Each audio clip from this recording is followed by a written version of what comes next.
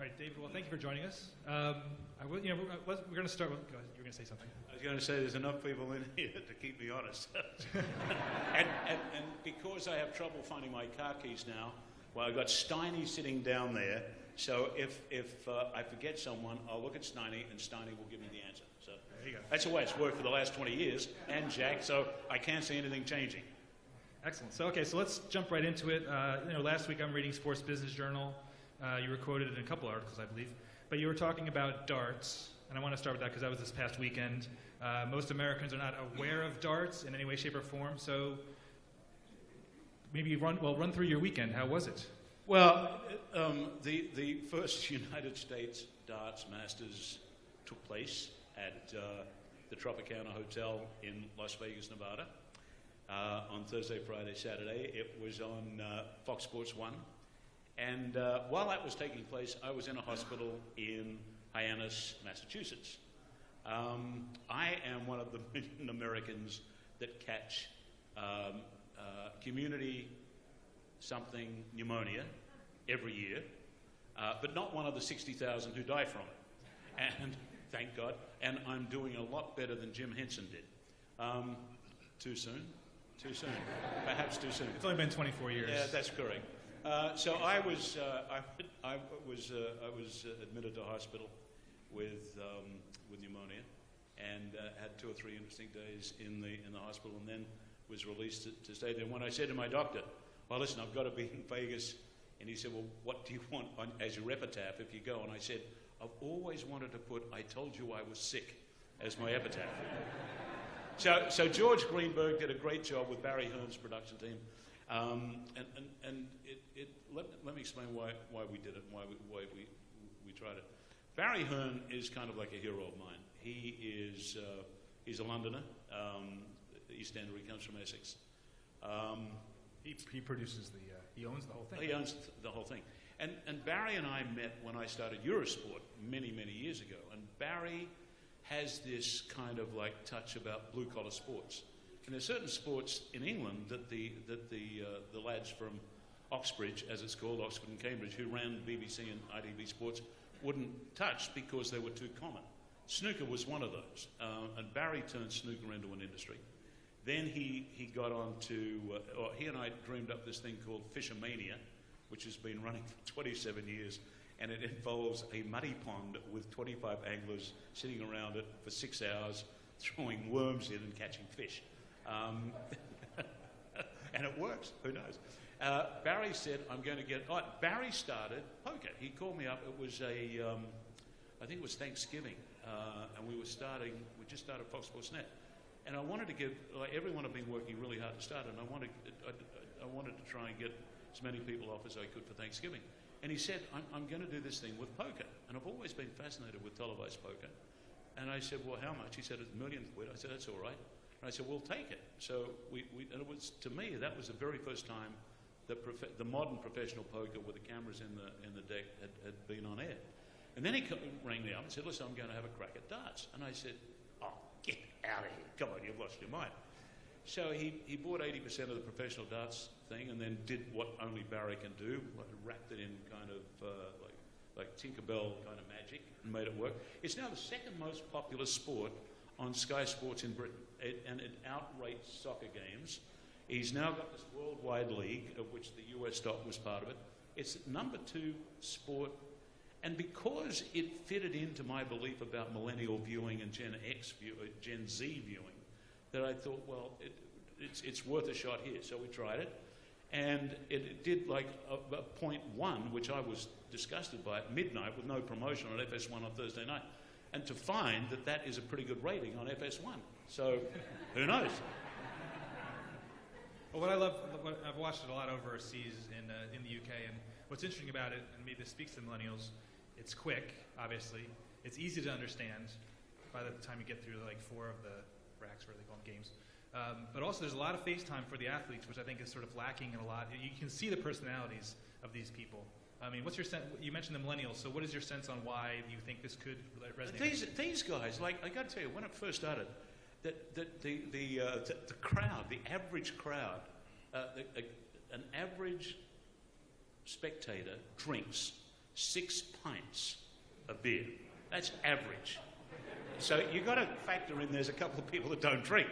So, and back in the old days, these guys be huge. They'd be like 300, 400 pounds, and they'd be balanced with a pint glass in one hand and doing this incredible thing of getting these darts in this tiny little area, boom, boom, boom, like a machine. And their heads are like, oh, well, it's double 16, double. Like, I'm arithmetically challenged. And these guys go, well, I've got to get double 17 and double 16, and then I've got to get double top. So it's incredible. And what you're finding now is because there's so much money involved, you can win $1 million. That it's that it's attracting a whole different set of people than in the old days. But it was the quickness of it that attracted me. Which is what we'll talk about later about millennials and Gen X. Right. Well, let's get right into it. I mean, as far as that seems to be the challenge, and in the SBJ article, you also mentioned how. And we'll start with sports, but I think the same could be true for a lot of entertainment, live entertainment. They think it's still 1971. So is there a compliment in there for somebody, or what do you mean by they think it's 1971? I've always lived my life in terms of production in the fact that the audience changes on a daily basis. And if you don't change and match your production to what is in the zeitgeist, you lose. The only thing that television's really got going for it, successful television, is to create an emotional bond between what you're doing in your production and the audience. And if you don't have that emotional bond, you don't have anything. At the end of the day, you have to have this psychic reward. And the psychic reward is if at the end of watching a production or watching a show, it lived up to your expectations, that you want to do it again. And that is the art, and I underline the term art, of the producer, the director, and all the crew in there. So how does somebody who's been doing a show a certain way for, let's say, 10 to 15 years, people love habits, right? Especially a lot of the people who are producing, directing at a certain level, they're, as Jerry likes to say, old white guys. How do they change their approach to make sure that they're meeting up with the needs of these younger viewers? The greatest thing, I had this epiphany that when we bought a Toyota Sienna van, right, and this had a profound impact on me. My two daughters play soccer. My wife decided she wanted to be a soccer mum, ergo she had to have a van. So we bought it was a Chevy Malibu. And I said, we shouldn't be buying this. And she said, well, her father fought and had a bit of a problem with things made over there. And I said to her, look, my dad, same thing, and all those guys aren't around anymore, so let's kind of get with the thing. Anyway, so we bought the Chevy Malibu, and after 5,000 miles, the transmission fell out. And I rang the dealer and said, what the? And he said, oh, it must have been built on a Monday. And I said, get out of here. So at the end of 50,000 miles, it's like we'd driven it to the moon and back. So I said, right, what we're going to do is we're going to get a Toyota. No. So we're getting a Toyota. So we buy a Toyota Sienna. It was a revelation.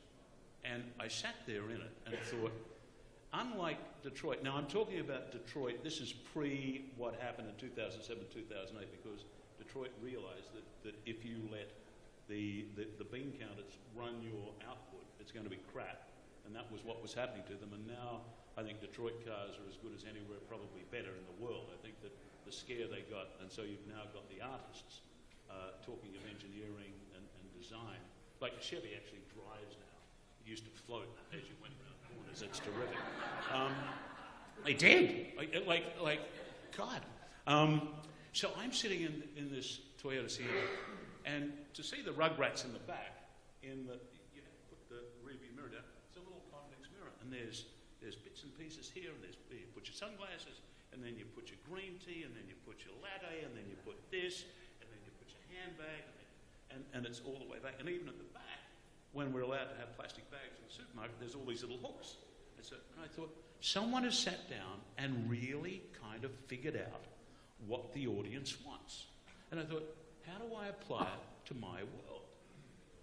So I started looking so I actually pulled out tapes, and I'm looking at an NFL game.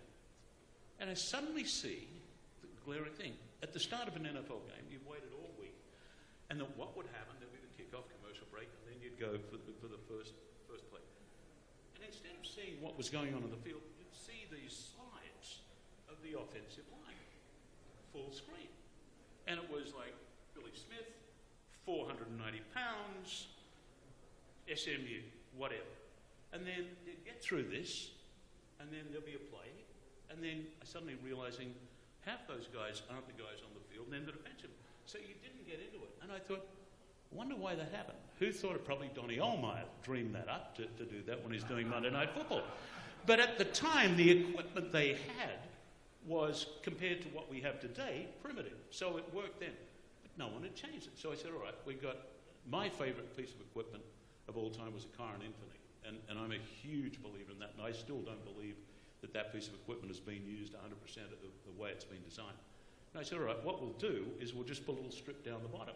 This created havoc. Sports Illustrated was confused and not confused.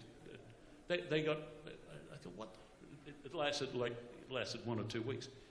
But what I went through and pulled out stuff of the game that had been there just because it had been there for the last 3 decades. And at the end of the season, Roger Goodell rang up and said, listen, I think what you guys did this year was absolutely fantastic. What did you do? And I said, it wasn't what I did, it's what I took out.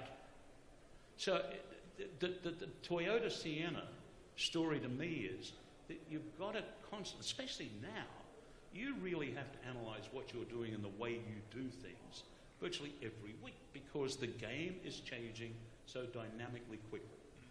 Well, let's stick with, and again, you can start with sports, but even I know you're involved with the Oscars, and there's a lot of legacy there as well. So you have there's two sides of that coin. There's the broadcaster, right, and the rights holder, and then there's obviously the organization, the league, and the event, if you will, the people who put on that event. They all have their beliefs on how that should be done. So how do you come to have a good, productive conversation where they're willing to change? I've watched, for example, watching Real Sports with Greg Gumbel, Brian Gumbel, sorry, and they did a thing on the strike zone, and he will find out about that. I know, I'm sorry, yeah, he will. He's got a whole Google thing set up on his, yeah. So, but they're talking about the strike zone and being able to track the pitches and replace umpires. And he said, no, this is part of the tradition is getting baseball wrong, and sort of that's part of the thing. So how can you have productive conversations when... I totally disagree with that. I think that sport now, in terms of what it is and where it comes, has got to be got right. An umpire / referee has got 2 calls to make. He has an objective call and a subjective call. Now, an objective call is, did it cross the line? Was he tagged? Was it a strike? Whatever. Then the subjective call comes to do with the attitude, and that's especially in football and soccer and whatever. The games will be better if the referees are left to make subjective calls. And I think that tennis has improved with Hawkeye, and I think baseball's improved. Because what leaves such a sour taste in a fan's mouth to see that someone was clearly out and is given not out, and the World Series changes on that. And to me, that is a travesty. That every sport, as it moves, utilises the best technology. Why, therefore, should it not use the best technology?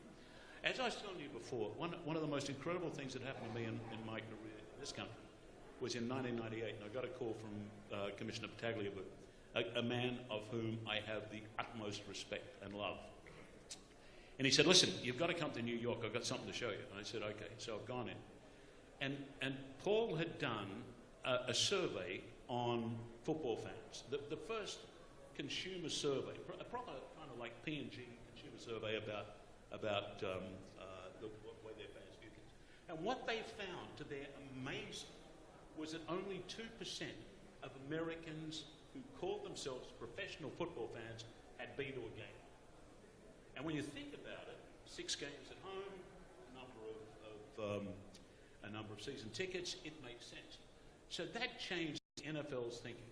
The NFL thought America gets its football experience from television. And he said, do what you like. He said, like all those ideas that, like audio and cameras and blah, blah, blah. And that all came from that.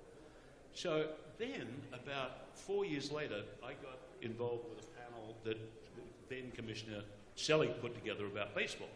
And it was called Commissioners Initiative 2000, blah, blah, blah, whatever. And so in the middle of this, and there was all these learned people and owners and players and what have you, and a few things came out of it. And I said, listen, if you're going to do the survey, there was this brilliant woman called Dawn Hudson, who's now with the NFL, who was head of Pepsi at the time, who was unbelievably impressive, and she was a big proponent of this. And I said, if you're going to do the same thing, ask the question about how many Americans who consider themselves baseball fans have been to a game.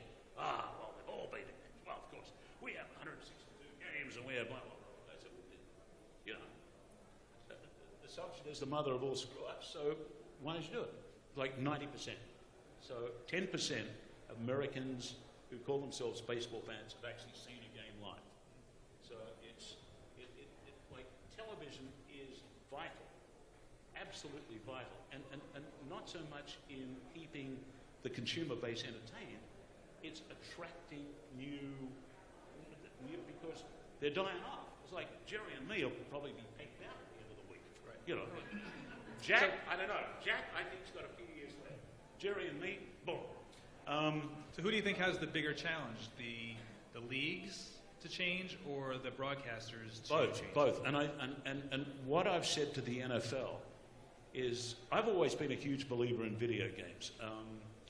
I got a lot of my stuff, like starting my ideas from video games. My son Julian, who just, if you saw the opening and closing ceremony of the Olympic Games in Rio, this is just me being a proud dad. He was the deputy executive producer on those. He's currently in Turkmenistan doing a 3-hour production, which goes off on September the 17th, and it's a tough gig. Anyway, when he was a kid, and when we were in London, that we'd go into a place called Trocadero. It's in Piccadilly Circus, right? Jules and I'd go in, and I'd have a pocket full of pound coins, and we'd start playing video games. I'm quite sure the cop said, "I think that guy's a paedophile. See that guy there? That white-haired old guy. He's got to be a pig." So what struck me about video games was that I would get really kind of into what the sprites were doing or whatever. Yet I go to work, and this is I can't remember if it was Eurosport then or Sky Sport, and I'm not as involved. And I started analysing what video game manufacturers were doing to create that emotional bond to provide that psychic reward. So when I started Fox Sports, when I was dragged kicking and screaming out of England, and by the way, was positive I was going to be fired on September the 10th, because I figured what was going to happen was that the first week going to be a schmozzle, and then I'd get Paul would call Rupert would call me. I'd be in New York on the Wednesday to say, "We've come to a fork in the road, Hilly, and you're taking the other one." That actually didn't happen. And so when we started Fox Sports, that I bought these, like, to Jack's amazement. I don't think Jack had ever seen a video game. What's that? And we had Sega and PlayStation, whatever. And I made the kids play video games for 30 minutes every day. Of course, this created great hysterical laughter. He's really off his twist. All right, well, there you go. So then as far as when you look at the live TV landscape right now, let's go for the whole thing. You got the reality shows, you got the dancing shows, you got the singing shows, and the sports shows. Is there anything that you think they're all doing wrong? Yes. Sorry. I just want to continue what I was talking about video games. The video game industry is huge, and it's this sleeping dragon that the sports industry is slowly starting to get aware. Like Bobby Kotick, who owns Activision and Blizzard, is selling off franchises at 20 mil, and Bobby Kraft and I think Jerry Jones are buying these things. When Chase and I were running DirecTV, we started a video game league that was like 10 years ago. We had pro teams in Detroit, Chicago, New York, San Francisco, LA, and Dallas. But we were too far. We weren't there. The movie business, collectively, worldwide, is about 70 billion. The video game industry, with hardware and software, is 160 billion and growing. And I do some work for a company called ESL. Sandy Gong is the newest employee. Where are you, Sandy? Ta-da! And this company was started by this interesting guy called Ralph Reichart in Cologne, Germany. And he's a brilliant economist, and he's a gamer. So he started doing, this company now has 12 of these huge things. Like, I sat in Cologne to watch a stadium the size of the Staples Center, filled with kids, average age about 22, 95% boys, 5% girls, paying between €400 to €40 to watch two teams of kids, and the energy and excitement was exactly the same at a Bundesliga match. It's a different world. And I think that this and the reason that I think that gaming is so good is because it's a participant sport, not a spectator sport. So I think that anything that the real world can do, like a lot of my graphics and stuff came out of video games, like the glowing puck. I thought, well, if I was building an EA game about hockey, what would I do? I'd have a glowing puck. And so luckily, I ran into this genius called Stan Honey, who's one of the top navigators of the world and a hero. And I said to Stan, can you do it? And he called me up one night. He claims not to have done this, but he did. He said, I've got this idea. I said, what is it? He said, plutonium. I said, what? And I said, that's all we need. There was a small nuclear explosion at the Staples Center last night during a hockey game. The funniest thing that ever happened, actually, about the puck, there was a goalie for one of the teams, I think one of the Pittsburgh teams, who, when he let a goal in, said that he was blinded by the glare behind the puck. And the journalist wrote it down and wrote about it. Which, anyway, so I think that and the reason that I got a lot of my ideas about graphics from video games, and I think that we and I also want to talk about neurology and the study of the brain, which is all germane to all of this stuff because it's about your customers, it's about your viewers, and brains are changing. There's a woman called Susan Greenstreet who's a professor of neurology at Oxford University who studies the brain. And one of her findings is that those of you that have been to London and got in a black cab will be astounded. You can say, unlike a Santa Monica taxi driver, you can say to a London cabbie, I want to go to so-and-so, boom, and he takes you there. Their hippocampus is one of the largest there is because they spend 3 years studying everything, every street in London. Study she's doing now with kids who are 12, 13, 14, 15 is that their brains are changing and they're receiving information in a different way. One of the benefits to me about having 4 kids stretched over 25 years is I've invested a lot of money in my own research group. And I see the difference between my 2 younger kids, a 22-year-old who's happy as sitting reading a book, who's now a producer in DC. God bless her, she's earning money. Yes. The younger who's just turned 15. She can read a book. Like, I gave her a book for her birthday. She said, no, I'm not going to read this. I said, darling, there's a lot of pictures in there. So that she is addicted to the phone. And so you've got to be aware of what your audience wants and what your audience expects. And you have to be able to tailor your production to fit that, to hit those emotional highs, to create that emotional bond. I'll say it once more, to give the psychic reward. So, okay, because I'm in the back of my brain, I'm thinking, well, what about binge watching? What about the ability for people to watch 35 hours of TV of one show in 2 weeks? So is that because of emotional connection? It depends on the cleverness of the show. It's like everything depends on the art. It's not the science, it's not the business, it's the art. I get invited to talk on panels and chat, and a great friend of mine was the dean or the associate dean of the School of Law at the University of Colorado up in Boulder. And I had to sat there with academics, this is 10 years ago, and the academics are wittering on saying, oh, it's the end of network television as we know it, it's all changing, it's all going to be over. And I said, listen, when it was my turn, I said, if we were holding this little seance here in 1960, I said, you would say that AM radio was going to go and the movie theatres were going to close down. Because your entire argument is predicated on the fact that FM radio is a better delivery system than AM radio. And why would people want to go to movie theatres when they can watch on this thing called television, watch it in their own home? And I said, the economics change. That the movie theatre business is doing quite well, last time I checked. And the AM radio business has changed, but it's still viable. So network television is always going to remain viable because it gives, in whatever form it's viewed, it still is this mass medium, which is eyeballs, which is the only way an advertiser can reach the consumer.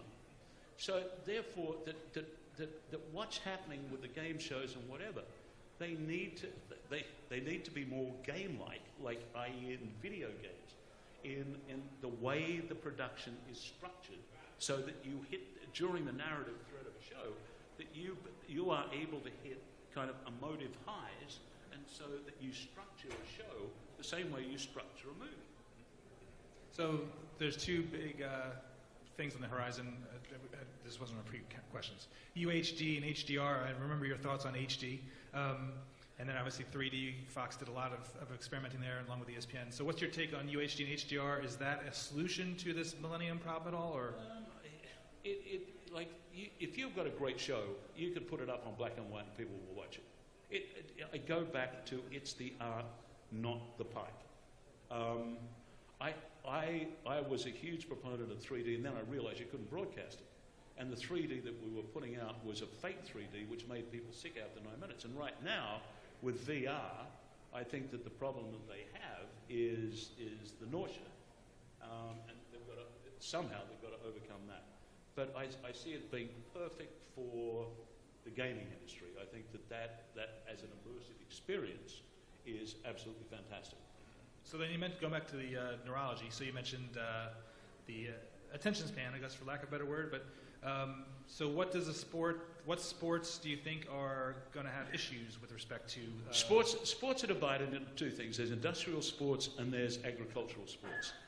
The agricultural sports started in the 1850s, 1860s, where people of the money class had all the time in the world. And so that there you have tennis, there you have golf, there you have horse racing. Industrial sports came into being with the Industrial Revolution, where the guys at the factories would knock off at lunchtime on Saturday, and they would go back to work at the pit or in the mill at 6 o'clock on Monday. So they had a very limited time of leisure.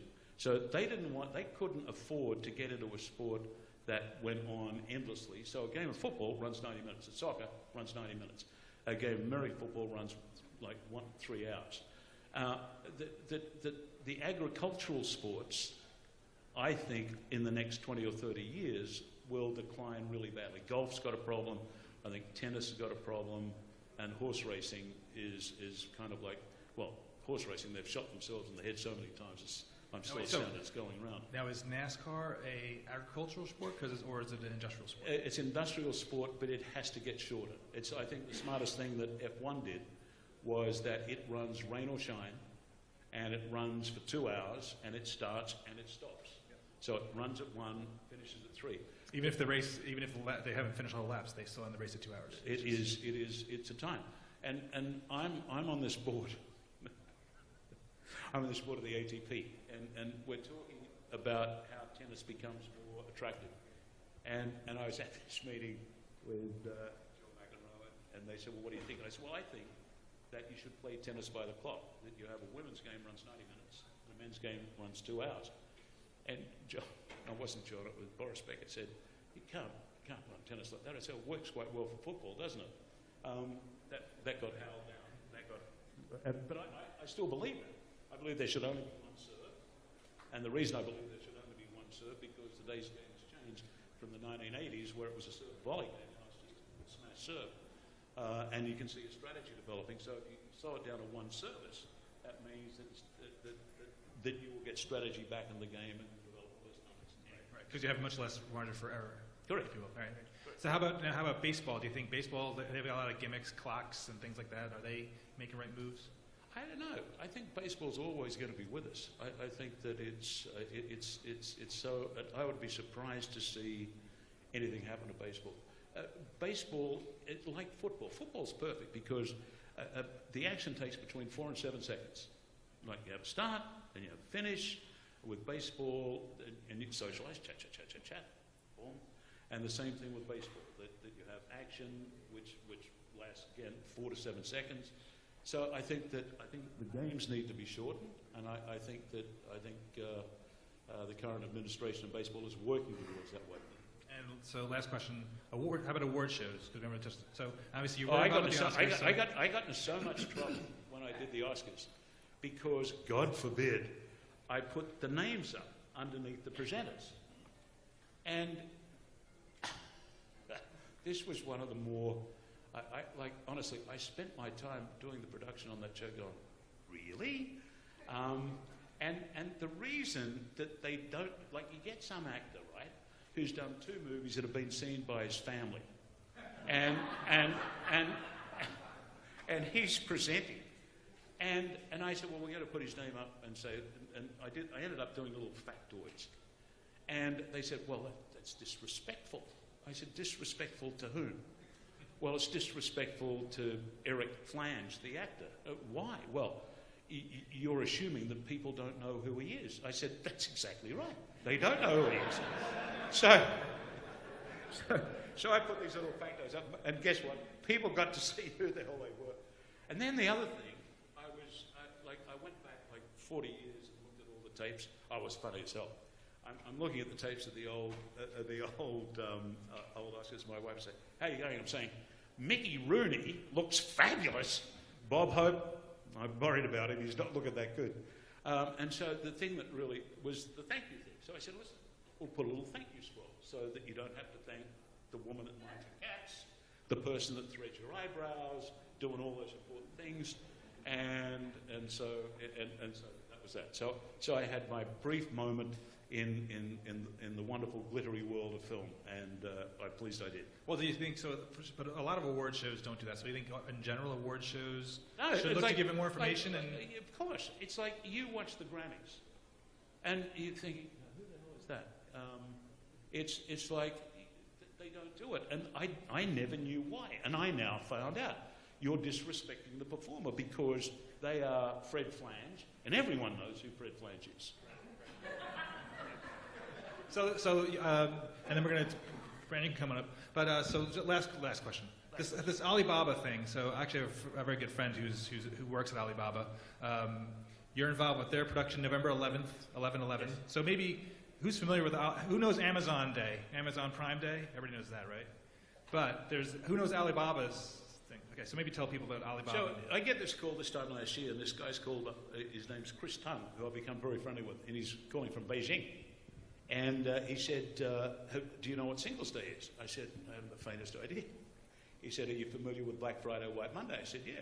He said, well, Singles Day, last year we sold $14.3 billion worth of goods. It's a 24-hour period we do online selling. And I said, shit, that's a lot of boxes. He said, yeah, about 800 million.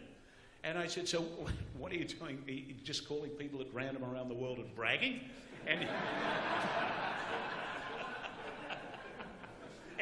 And he said, no, we did a 4-hour show, and it was a bit of a mess, and we'd like to know if you'd like to come and direct it. I said, I'm not a director.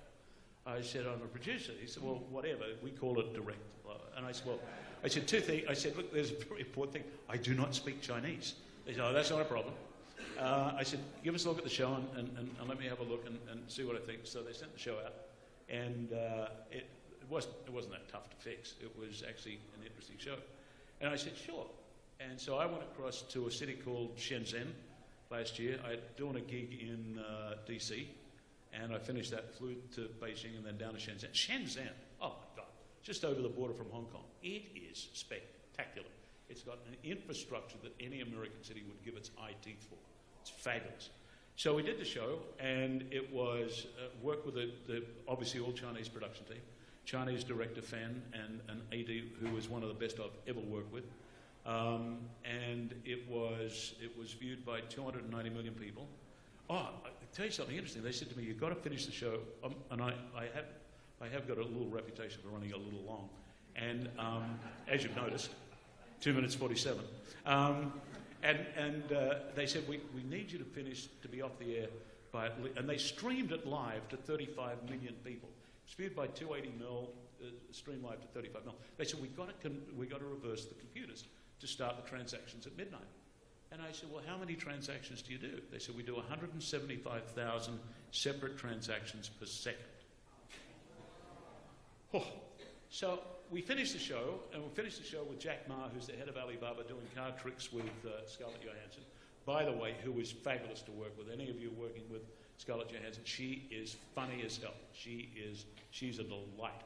And so we go next door, And they sold their first $1 billion worth of stuff in 4 minutes and 22 seconds. So I was across in Cannes a couple of weeks ago, probably where I got pneumonia, and I go to Hangzhou, which is the headquarters of Alibaba, and we're starting to pre-prep on this year's show, which is going to be somewhere. I'm not sure yet.